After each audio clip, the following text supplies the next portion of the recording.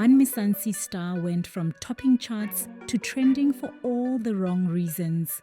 Her relationship drama, public fights, and viral meltdowns made her the face of South Africa's cancel culture. But believe it or not, her story isn't even the wildest on this list. When it comes to controversy, no name divides Mzansi quite like Kelly Khumalo. Once celebrated as one of the nation's top vocalists, she became a central figure in one of the country's most talked about murder cases. The death of soccer star Senzo Meyiwa in 2014. Meyiwa was shot and killed at the home of Kelly Khumalo, who was present at the time. His evidence has pointed to Meyiwa's then-girlfriend, Kelly Khumalo, as the mastermind behind his death. Although she has never been charged or convicted, the public's perception of her changed dramatically after court testimony revealed that one of the murder suspects, Sifisokhule Nkani Ntuli, had called Khumalo twice in the weeks leading up to the killing. During my analysis, I discovered that Kelly Khumalo with a number 27 received a call from Ntuli Nkani. According to Sergeant Stein, a veteran investigator with 41 years in the SAPS cold case unit, data analysis showed that Ntuli contacted Khumalo on the 2nd of August 2014 and again on the 15th of October 2014, just a week before Meyiwa's death. The news revived suspicion and speculation, creating a cloud that has hung over her career ever since. The backlash against Kelly Khumalo grew as the murder investigation dragged on without resolution. For many South Africans, the lack of closure in the case has made Khumalo a symbolic target of frustration and distrust. Over time, the controversy evolved into what many describe as a slow, partial cancellation. Nganyam, ngisho ukuthi ngithi akubona, ngisho ukuthi ibona, kodwa ngithi ene mina ngicela kwenze kubulungiswa ngokufa wenganyama. Promoters and festival organizers began distancing themselves from her. In 2023, she was removed from several high-profile events, including the Tribute to Women Festival and the Maseru Jazz Festival, after organizers cited public outcry and social media backlash. One organizer explained that while they respected the principle of innocent until proven guilty, they had to prioritize the festival's reputation and the comfort of its audience. The entertainment industry's reaction was divided. Some fellow artists and actors publicly questioned why Kelly hadn't been completely cancelled, arguing that anyone linked to such a serious case should face harsher scrutiny. Actor Tumisho Masha, for instance, openly wondered why she still had a platform when others had lost theirs over less serious allegations. Kelly still gets gigs. Kelly still got a billboard. Kelly's still getting endorsements. TV shows. It's happening because there's that we presume you innocent until proven guilty. Turn that around. Senzo is the one who is alleged that maybe he had some involvement. I can tell you now, Senzo will be cancelled. Senzo would not be getting TV shows and that sort of thing. Let me break it down to you. You are not that important. Despite the backlash, Kelly Khumalo has not disappeared from the public eye. We hold a view, and a very strong view, that Senzo was killed. And those people in the house know who killed Senzo.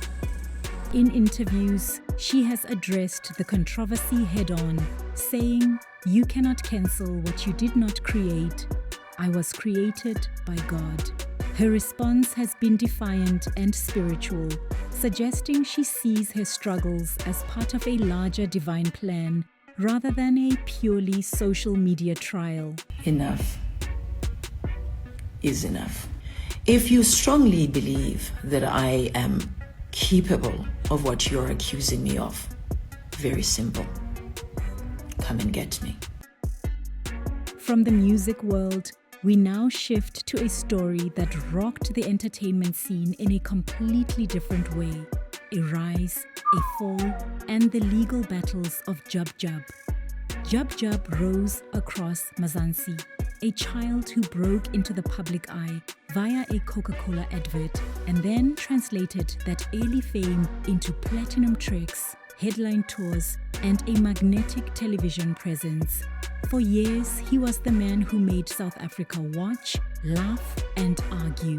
In March 2010, a night of high-speed recklessness in Soweto ended with a collision that killed 4 schoolboys and left 2 others brain damaged. The 2 were drunk and had consumed drugs earlier. Jub Jub was later convicted in connection with the deaths before his murder conviction was reduced to culpable homicide on appeal. The legal fallout sent him behind bars, and he walked out on parole in January 2017 after serving just over 4 years. His return to the spotlight carried a redemption narrative. Being given a second chance for me, I'm just here to serve God and do what He wants me to do and to do right by these kids that are still, driving recklessly. A jailed star who publicly said he had learned and who tried to rebuild by making music, doing outreach, and taking the controversial host chair on Uyajola 9/9. That comeback, however, proved fragile. Years after the crash and the prison sentence, fresh and far darker allegations began to swirl. In 2023 to 2024, multiple women came forward accusing him of rape. Your first round, who's it with? My first what? Round after prison. Around the cook.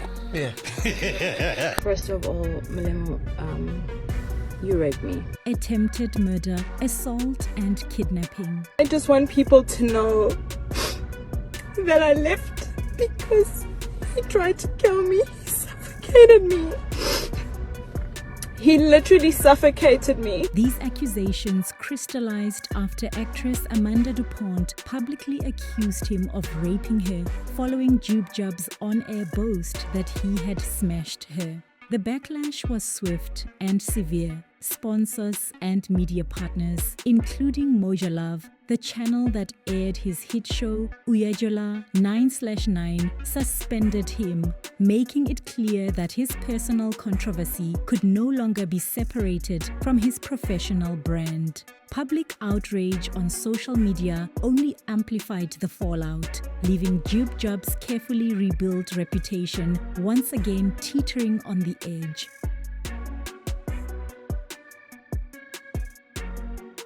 And while Jub Jub's story stirred intense debate, another media personality faced a firestorm of accusations that questioned the very ethics of South Africa's radio industry. Enter DJ Fresh. DJ Fresh, a Botswana-born media personality, became a household name in South Africa. He began his radio career at YFM and later joined 5FM and Metro FM, where he hosted the popular Fresh Breakfast show. However, controversy first struck in 2012 when DJ Fresh faced backlash for endorsing a violent and sexist cartoon promoting an Avicii event. The cartoon depicted a woman being punched in the face, which sparked widespread outrage. In 2019, his career took another hit when he was suspended from Metro FM after using offensive language during a live broadcast. DJ Fresh has been fired. The SABC, South Africa's public broadcaster, terminated his contract, stating that his conduct brought the station into disrepute. Fresh claimed that he was not fired for the language used, but for refusing to apologize, a refusal that only fueled public scrutiny and debate.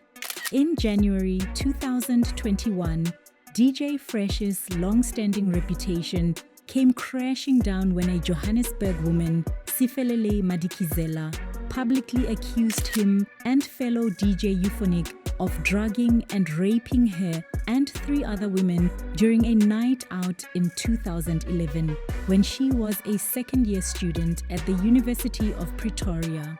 In her social media post, Madikizela described how she was so intoxicated that she could not recall whether both men or just one assaulted her, and alleged that the DJs laughed the next morning about the women blacking out. The DJs, meanwhile, fought back aggressively in public.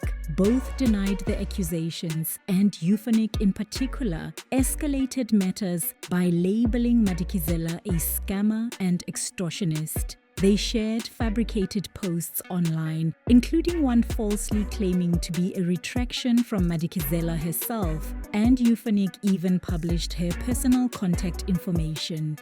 A move that triggered widespread outrage over the harassment she endured.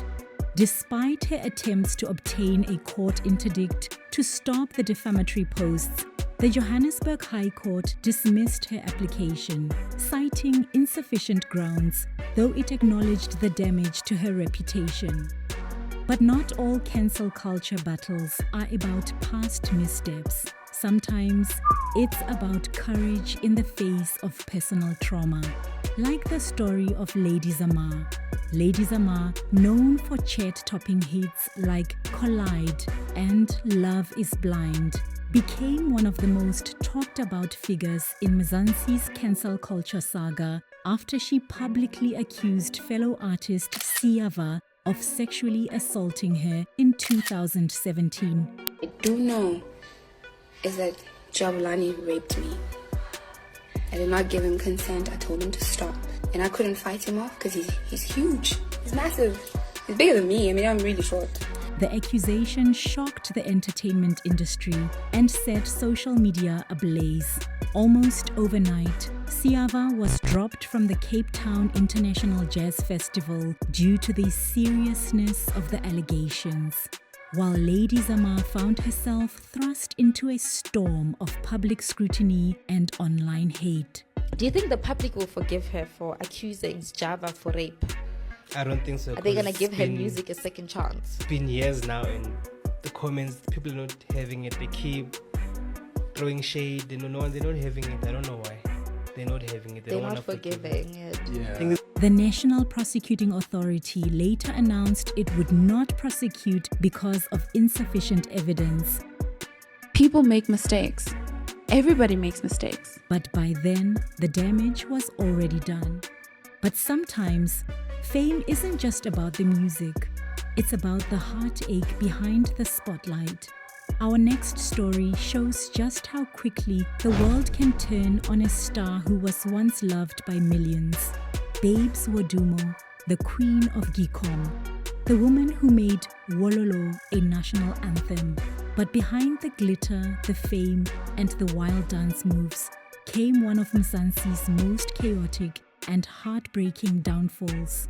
This is the story of how Babes Wodumo got cancelled. In March 2019, South Africa woke up to a shocking live video. Babes Wodumo, the same young woman who had the whole nation dancing, was now seen crying and screaming as her partner and producer Mampintsha appeared to hit her repeatedly. People were horrified. For the first time, Mzansi saw their queen broken, vulnerable, terrified. Her father came forward, saying he was not okay after watching his daughter being beaten on camera. I'm not all right because I saw my daughter crying, and Mandla is always beating my daughter. I told his father, Mr. Mapumulo. The nation rallied behind her. Hashtags of support trended.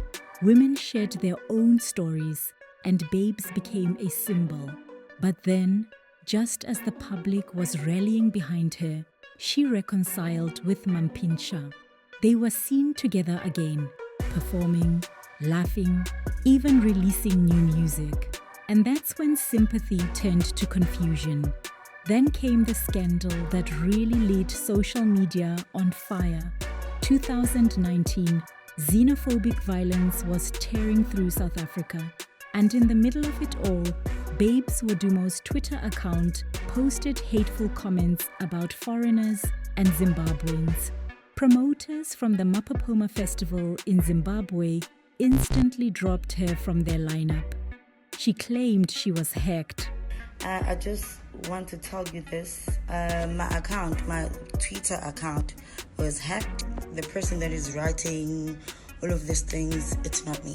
But no one was buying it. Headlines branded her xenophobic. Fans dragged her online, and organizers started keeping their distance.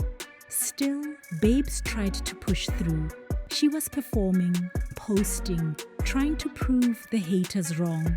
But then came the knockout blow, the one that shattered what was left of her brand. In early 2023, she pulled not one, not two, but 3 no-shows in KwaZulu-Natal. Promoters exposed her publicly. Proof of payments, 18,000 rand here, 20,000 rand there, and not a single performance. One organizer said, "It's risky to book Babes Wodumo these days. They take the money and disappear." It was the final straw. Clubs started blacklisting her. Event organizers said she was unprofessional. Even her PR team dropped her after just a month, saying they couldn't manage the chaos. Fans who had once danced to her music now turned on her. They'd waited hours at clubs only to see her never show up. One fan said, "We waited till the club closed. She never came." And then came tragedy.